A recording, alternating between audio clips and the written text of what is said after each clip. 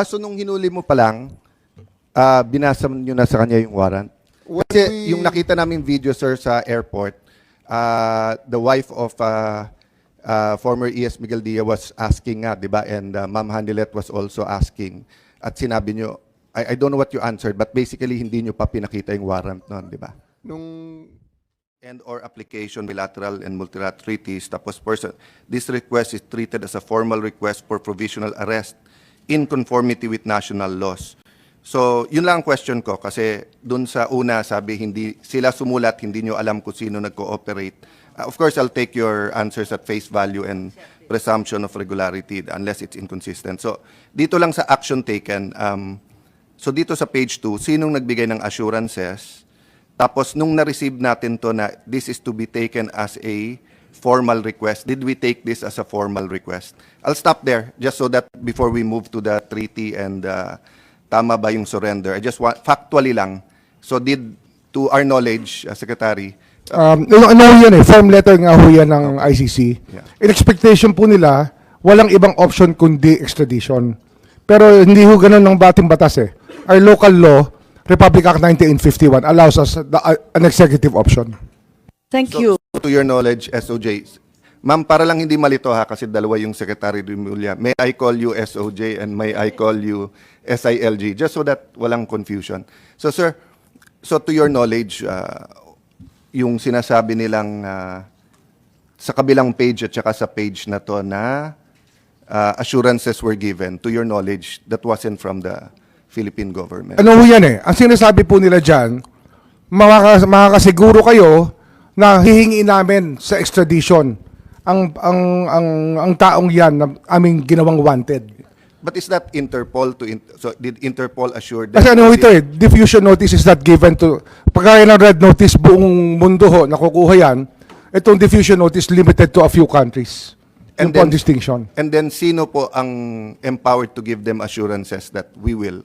Or is it standard? Sila ho, standard, kaya nga form letter po nila yan eh. Okay. Form letter nila yan. But when they say that there was assurances from us, is that a general assurance because we're member of Interpol, or meron nagsabi sa atin that we assure you? They are the ones assuring us that they will seek the extradition. Okay. Sila po nag-assure sa atin. Okay, gusto ko lang tapusin to, no? At sumunod kay Senator Cayetano, yung sumunod na sentence, basahin po ninyo. The request is to be treated as a formal request for provisional arrest. Ibig sabihin provisional, in conformity with national laws.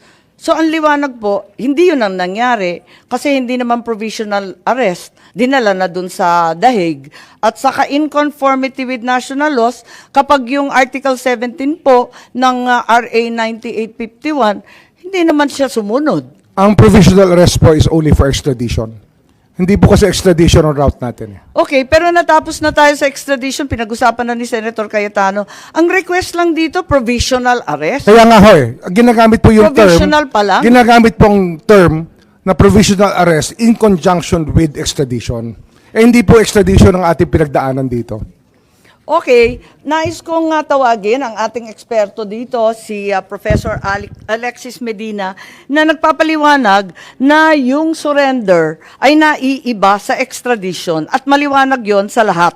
Kaya't I'd like to recognize Attorney Alexis Medina po. You've written extensively on the distinction and application of surrender versus extradition. Ano ang nangyari kay Presidente Duterte? Surrender ba yan or extradition? Thank you for the invitation, Honorable Madam Chair. Good afternoon, everyone, the Cabinet Secretaries and distinguished members of the executive branch. Okay. Also, Senator Cayetano, good afternoon, Senator Bongo, Senator Jingo Estrada.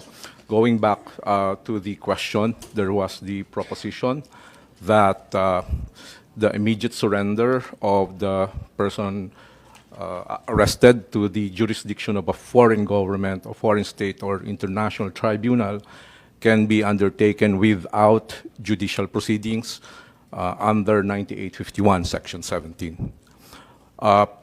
I respect the opinion of our hardworking and brilliant Secretary of Justice, but nevertheless, I respectfully disagree surrender without judicial proceedings might amount to a violation of the liberty of abode that is guaranteed by Section 6 of the Bill of Rights. The liberty of abode cannot be impaired without a lawful order of the court. That's the text of the Constitution. Now, this constitutional protection is a barrier for any government action that would simply compel an individual to change his residence. So to compel a person, to expel a person from his country of residence without a lawful court order by excluding the judicial process might amount to a violation of the liberty of abode. Now, surrender as an option under Section 17 is applicable only in very narrow situations. One is when the person to be arrested has already voluntarily surrendered to the custody of the national government, in which case that negates the necessity of the extradition process. The other option is when the person to be arrested is actually an alien, in which case there's no need to go through the extrajudicial process. It's only a deportation process which does not involve a court proceedings. So in those two instances, surrender without court proceedings would be possible.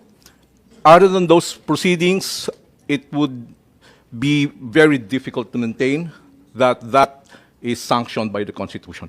So Thank ang you. sinasabi po ninyo, dalawa lang pagkakataon na pwede mag-surrender. Kung yung mismong akusado at arestado ang nagsusumite sa pamahalaan, yun, pwede yun. Yes po. Kusa niya yun. Yes. Ikalawa, kapag banyaga. Yes po. Hindi naman Pilipino. Yes po. Deport, executive action yun. Yes po. Mabilis, walang kailangan na korte-korte. Yes po. So yun lang, wala na pong ibang exception, wala na pong ibang sitwasyon kung saan pwedeng surrender. Kasi pinagpipilitan na sinurrender, sinuko ang Pangulong Duterte ng pamahalaan sa Interpol. Yun ang pagkaintindi ko sa sinasabi kanina. Sinasabi ninyo, hindi po pwede yun. 2 pagkakataon lang ang po pwede isuko ang isang Pilipino. Yung isa pa nga, hindi sa Pilipino. Attorney Medina po. Yes, thank you, Madam Chair. I stand by my statement. There may be possibilities that surrender can happen in other situations, but certainly surrender of a person necessarily requires the lawful order of the court. And this requirement is consistent with the policy of the Constitution that whenever there's a deprivation of liberty, court intervention, judicial proceedings, judicial process is a requirement because the right to liberty is placed in an exalted status in our constitutional system. Hindi po pwedeng, the Constitution does not contemplate exclusion of the court process in depriving a person of his right to liberty. Kung hindi pwedeng isuko ang isang Pilipino na hindi pumapayag, hindi naman voluntary, ang ibig mo sabihin, ang iba pang pagkakataon, extradition na. Yes, That's the only legal process to enforce surrender to the ICC. I-extradite na kapag Pilipino ka. Tama po ba? I agree, Madam Chair. Thank you. And extradition is a judicial proceedings. Involves judicial proceedings po. Now, Okay. may I At respond? maliwanag din dito, maski yung Interpol mismo, sinasaad na kinakailangan provisional arrest, extradition to be applied for in conformity with national laws.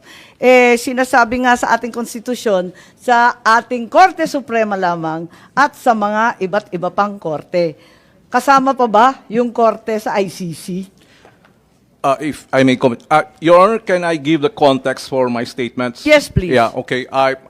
My apologies, I had to answer the question directly. I was invited on the basis of a post I made online, a legal opinion on the arrest of the former president. I'd like And also to... your qualifications as an international Yes, yes. lawyer. No, actually, I'm a teacher of constitutional law. I taught at San Sebastian College, Recoletos, Manila. the Polytechnic University of Manila and the New Era University. I also give lectures for bar review examiners. Okay. Well, when I posted a legal opinion on the arrest of the president, to my surprise, it gained public traction. And my objective in posting that is really for academic discourse, not for any legal or political advocacy. I'd like to make it clear to everyone in the room, I am not here as a partisan. Okay, I am not involved in any political activity. My views that I posted are from the detached perspective of an academic. Full disclosure po, I've never met you before. Yeah, opo. I've only read you. Thank you. Yeah, thank you po. And to be honest po, 2016, I did not even vote for the former president. I was counsel for Grace Poe. Okay, so Senator Grace Poe. So my view that the arrest and detention and expulsion of the former president may have infringed several constitutional guarantees in favor of the former president. Thank you. Thank you very much, Madam Chair. Attorney Medina. I think Senator Cayetano has evinced his desire to Well, interpolate. full disclosure then, I'm trying to be non-partisan. I ran as an independent last election, no political party. But I did vote for the president in 2016. No? So I saw the SOJ raising his hand. Would you like to give your comment now? Or I'm actually going to ask him questions on this. Then I'll ask the chair to give you time to rebut. I or would like to hear your questions Okay, and answers. thank you for that. So, sir, tayo ba nag-meet na rin ba tayo? I don't think so, sir. I don't think so. So, yeah. Yes, so. I don't mean to be rude, and I thank you for your, volunteering your opinion. Kasi nga, basically, there's so much confusion. So, we're trying to get through the confusion, not only for today, but also for tomorrow, to make sure that we respect our Constitution and everyone's right is protected. So my first question, do we, in this room, do we all agree that if there's conflict between international law and our Constitution will prevail? Yes, Your Honor, that's the doctrine of constitutional supremacy. You agree, SOJ? No, yeah. If there's conflict, di ba? Kasi sinabi naman sa Constitution that international law forms part of the land of the law. So if there's no conflict, wala tayong problema. Okay. So having said that, one of the fundamental or yung anchors or foundations of the Philippine Constitution, also from the U.S. Constitution, is Section 1 of the Bill of Rights, that no person shall be deprived of life, liberty, or property without due process of law, nor shall any person be denied equal protection of law. Agree, sir? Yes, Your Honor. Okay. So when we arrest someone, we're depriving him of liberty. Yes, Your Honor. When we deport someone by virtue of a warrant arrest, let's say like in the case of Congressman Mark Jimenez, extradition with the U.S., we're depriving him of liberty. Yes, Your Honor. Okay. So when we, I don't know, alleged lawful arrest, let me just use it that way while we're determining, of former President Duterte, and then putting him to a plane to Hague, we deprived him of liberty. Yes, Your Honor. Okay. So the next question, was he given due process? So ang sinasabi po ng government, there are two ways, extradition or surrender. Yes. Okay. And tama po ba, this law that we're invoking now was passed before we ratified yung ICC? Yes. Mhm. This law was prior to the ICC, no? Judicial Notice. Republic Act 9851. 9851, no? I mentioned that because in the interpellation of, I think it was Senator Gordon and Senator Loren, and then meron din Senator Miriam, it was made clear doon na kailangan magpasan pa ng ibang legislation for the pag mag-a-arrest. Ayan, no? Senator Legarda, so even if the executive ratifies it and we concur on its ratification, and we pass this proposed measure that we are contemplating now, is it not enough to implement the Rome Statute? Mali lang yung records, wrong statute nakalagay. Pero mukhang tama din na wrong talaga eh. Pero Rome Statute dapat to. Okay. Senator Gordon, yes, it is just like the VFA all over again. It is not enough, Mr. President, because there will be a mechanism upon which we would have to surrender certain nationals who have committed war crimes or violations against covered by the statute that we have not to be met, no? So meaning, if you take judicial notice of this, while we were passing this law later on, the intent of the legislature was to pass a mechanism for surrender. You can dispute that later on, sir, and look into it. I don't think we'll finish everything naman today, di ba?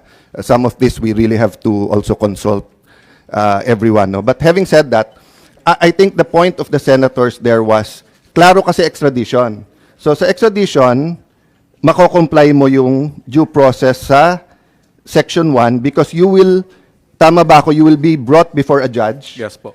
They will show you the extradition notice and the other papers like the warrant of arrest, and the person being arrested can answer before the judge. Tama Yes po ba? po. Okay. So let me go to Section 2.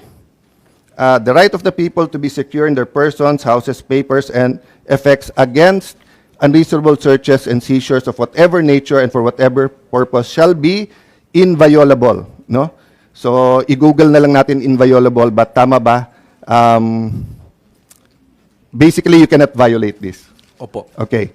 And no search warrant or warrant of arrest shall issue except upon probable cause to be determined personally by the judge and after examination under oath or affirmation of the complainant and the witness he may produce, and particularly describing the place to be searched and the person or things to be seized. Okay. Mas bata ka ba sa akin? 1970 ako pinanganak. Matanda na po ako. So, Yeah. halos magka-age tayo. Hindi po, mas matanda po ako. Mas matanda ka ng kwat. Sorry, mas mukha kang bata sa akin. But, no, the point is, because medyo middle kaming pinanganak nun, I think mas ka-age ko si Gilbert, no? So, ang alam ko lang, by the time kasi I got to law school, 87, 97 ako graduate, 10 years na tong constitution na to eh. This was all a reaction to martial law, where they had different kinds of warrant of arrest, including yung ASO and whatever, which were all legal during that time. I'm not judging that time. I'm just saying, both under martial law, the former constitution, jurisprudence, going from the Spanish to the Japanese period to the American period to our independence. So in the wisdom of the Filipino people, pinasa to na except, ang alam ko lang exception, there may be one or two, but alam ko exception yung sinabi mong deportation because when they come in, hindi na kailangan pumunta sa judge, immigration officials can deport or arrest them, di ba? Pero otherwise, hindi pwedeng si SOJ, DILG, hindi pwedeng si Secretary, no matter how brilliant Secretary Gibo is, when he's in the military can only arrest their personnel, no, under certain codes, di ba? But he cannot issue a warrant of arrest, di ba? So the safeguard of each and every Filipino sa due process is you're brought before a judge, and due process is one, yung nakalagay dito that you're informed about the nature of the words is in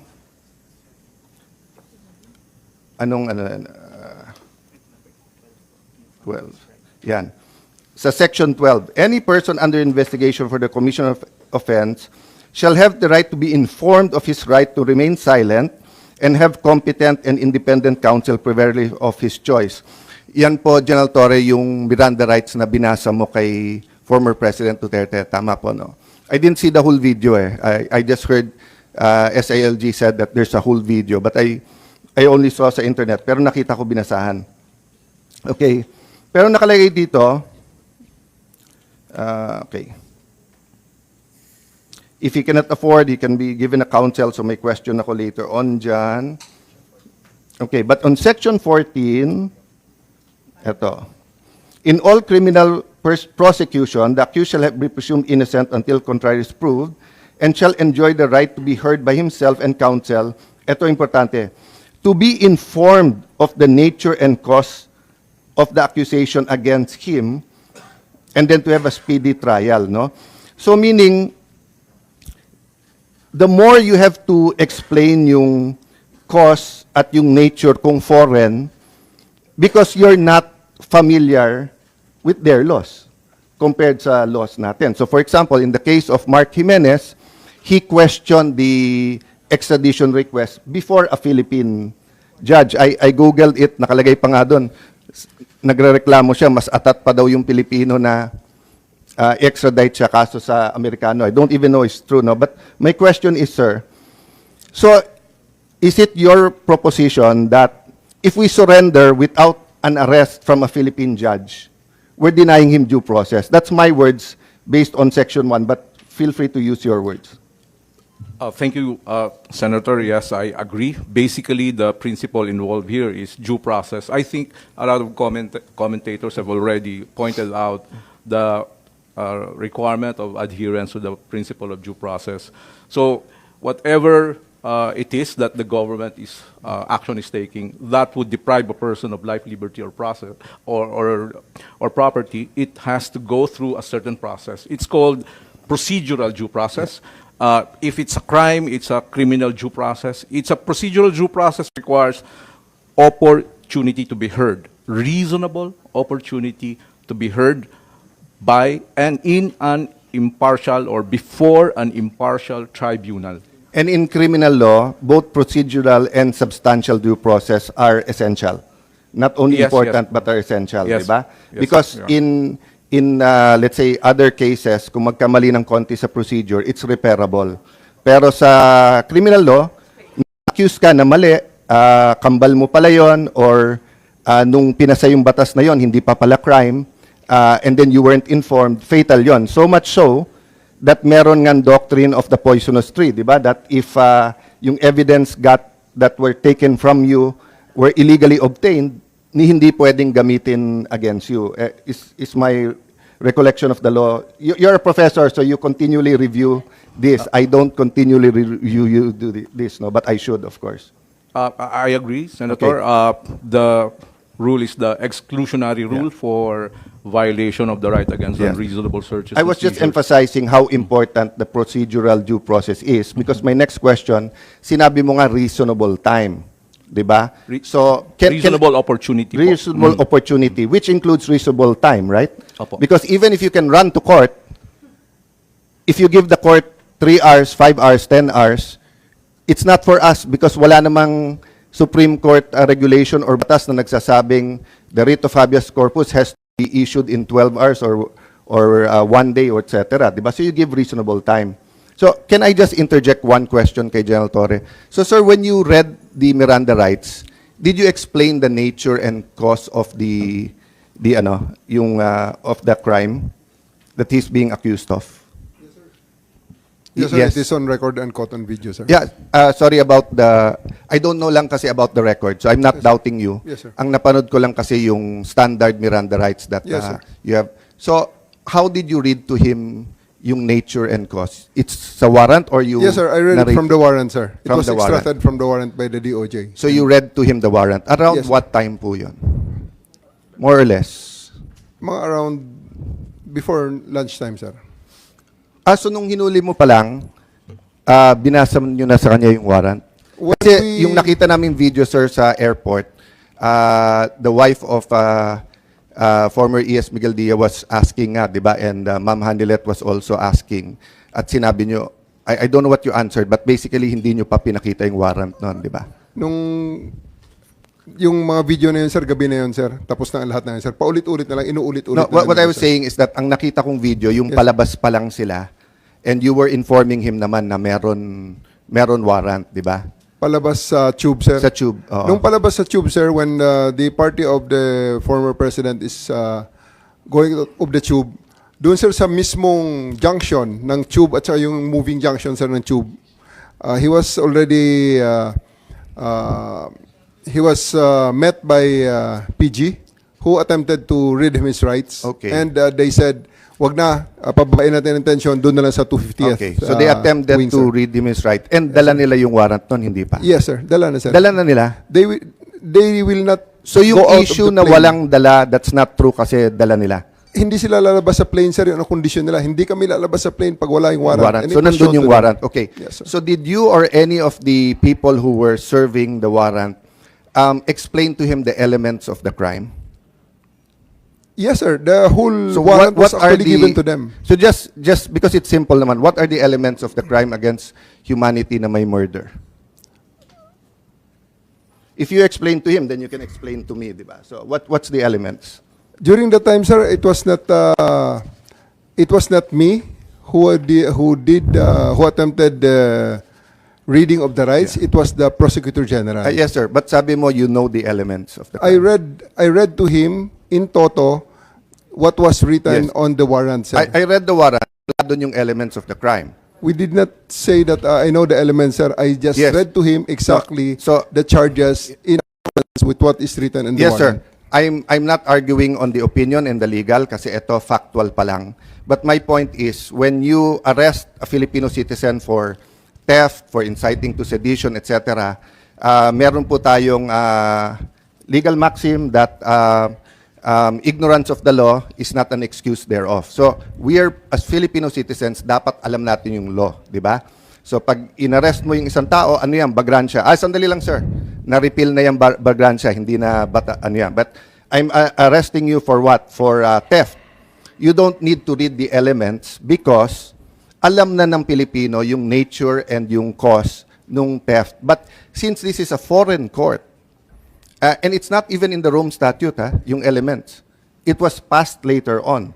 Ang point ko, was the accused, in this case, former president, aware of what he was being accused of? So I'll stop there, sir. Factual lang naman, and I take your answer that it was the warrant was there, it was read to him, and there are different... I won't go to them now. I'm just making the point that even if you serve the warrant, kung hindi niya alam at hindi alam ng lawyer niya, how do you expect him to run to court for to get legal remedy? So, going back, Attorney Alexis, sir, so is the ability to seek legal remedy part of due process? Meaning, if you deny me, if you're accusing me of something, my warrant of arrest, and you don't allow me to go to Philippine courts, is that denying you due process? Absolutely, Your Honor. Without casting any aspersion on the character or competence of the officials involved. Yeah, I'm asking In a the- general question. I think the question SOJ that you naman is posed, yes. listening and they will answer. So, going back to surrender. So, if my foreign court ngayon, I look, I have it somewhere here, pasensya na kayo magulo. Senator Trillanes was saying in May 2024 na 3 batches of warrants to. First daw is si PRD, after that daw, Senator Bato, Senator Bongo, etc. And then sa third batch, military and police officials. So, I agree with Senator Bongo na wala na tayong magagawa in the sense na nandyan na si PRD. But I disagree na hindi importante itong hearing kasi kung may second, third, fourth batch pa yung warrants, it's important. And take note tama po ba ako, during the time that the Marawi uprising or the Marawi siege, Secretary Anyo, we were still under ICC noon, no? Kasi that was, tama po, di ba? When we were in Russia. So you know, if a terrorist who survived goes to the ICC and shows them pictures of 19 women or children that were died and comes up with a witness and tells them, alam nyo, from President Duterte to Sec Anyo to the Chief of Staff to ganito, they planned this, they killed this ganito. It may be not true, it may be totally false. So if the ICC issues a warrant here, I want to make sure that every officer of the AFP has his day in court before they're sent to Hague.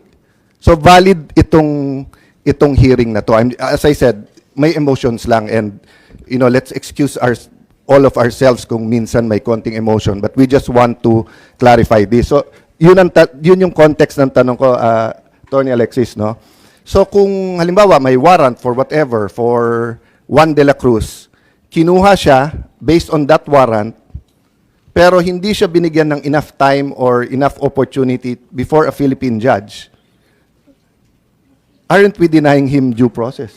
Because pagdating dun sa foreign court, as SOJ said correctly, and I agree with him, iba language, iba procedure, and everything. So isn't a Filipino citizen, doesn't he have the right under the Constitution to be judged first by Philippine law before he's brought out to a foreign country or to an international tribunal to face what their interpretation of the law is? If I may answer, Yes. Your Honor, if you look at the consistent policy of the Constitution, when there is a deprivation of liberty, the consistent policy of the Constitution is to involve the judiciary. The exclusion, complete exclusion of the judiciary in the deprivation of liberty of any citizen is anathema to the principles of the Constitution. And you can see that in the different provisions of the Constitution. You can see that in the requirements for the warrant of arrest, due process, liberty of abode, criminal proceeding, criminal due process, even in the period when the privilege of the writ of habeas corpus is suspended, the Constitution mandates the government to file charges against the person. Ma'am, last two always. Yeah. Sorry to interrupt. Constitution- Yeah. yeah. Last Thank two you po. questions or three, then opportunity for SOJ. No? So, yung pong, nagugulat ako kasi even those who claim to be human rights activists, pinopost nila to sa Facebook. Again, hindi ko nila lahat. I admire many human rights activists, but even some na very well known, no? If I'm not mistaken, even former Senator De Lima, more or less may ganitong tema. Bakit? Si Duterte ba may alam na due process nung pinatay silang mga to?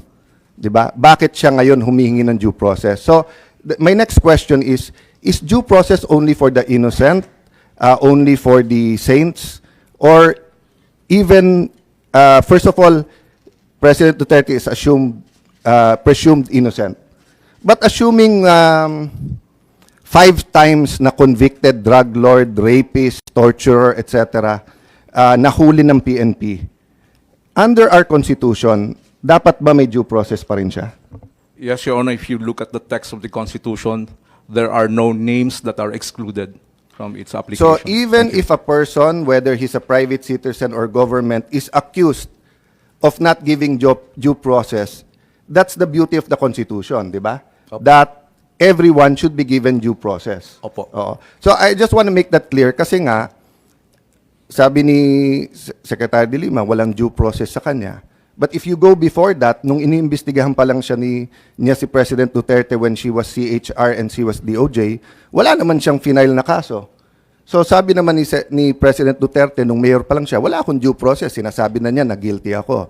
So nung siya naman yung naging presidente, eto naman nakulong, ang sinasabi naman niyang walang due process si Duterte. So ang point ko lang, if we as Filipinos do not demand due process for everyone, DOJ and the government is not saying that they denied, but I'm just saying, no, mali yung argument sa Facebook na pag ikaw hindi mo binigyan ng due process yung kalaban, ikaw hindi ka na pwedeng kumuha ng due process. Iba po yun.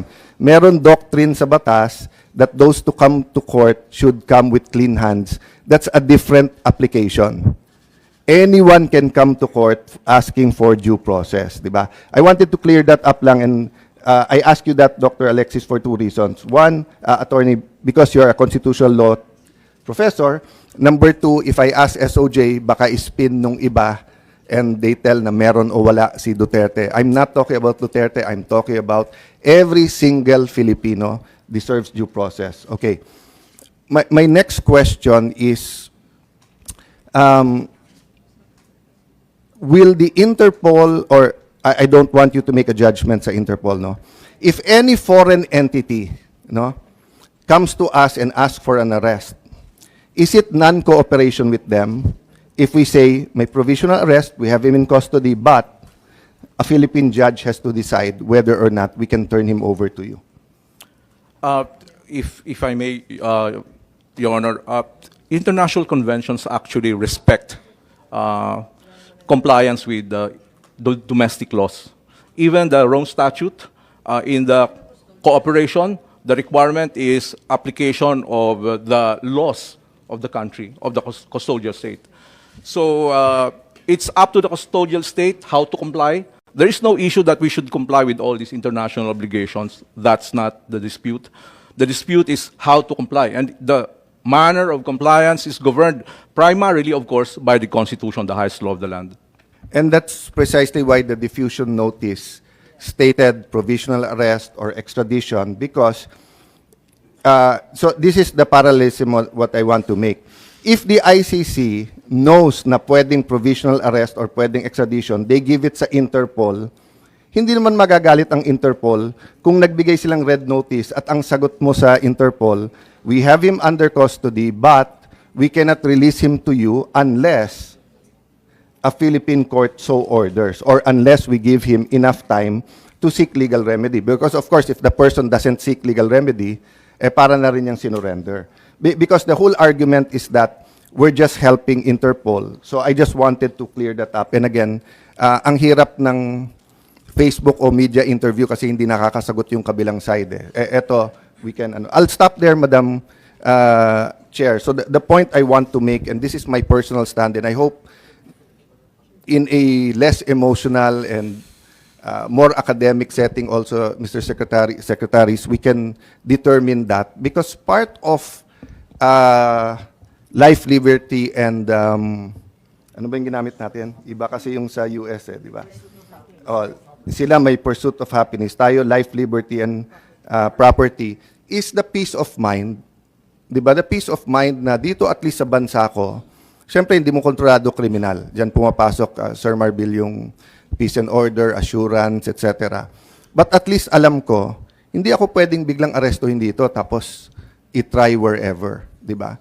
Pero kung in doubt yon, di ba? So for example, feel free to judge Senator Bato, but I made the same statement as the Senate President that if he's in the Senate, even if beyond 6 years yung kakasuhan sa kanya, kung hindi pa nagde-decide ang Supreme Court what constitutes surrender, etc., and he seeks legal remedy, we should give, under reasonable circumstances, sanctuary to him. We did that sa Batasan 5. I mean, I've never be pro, hindi ko na alam kung anong word ang gagamitin kasi baka sabihin red tagging, di ba? But the progressive left or whatever, di ba?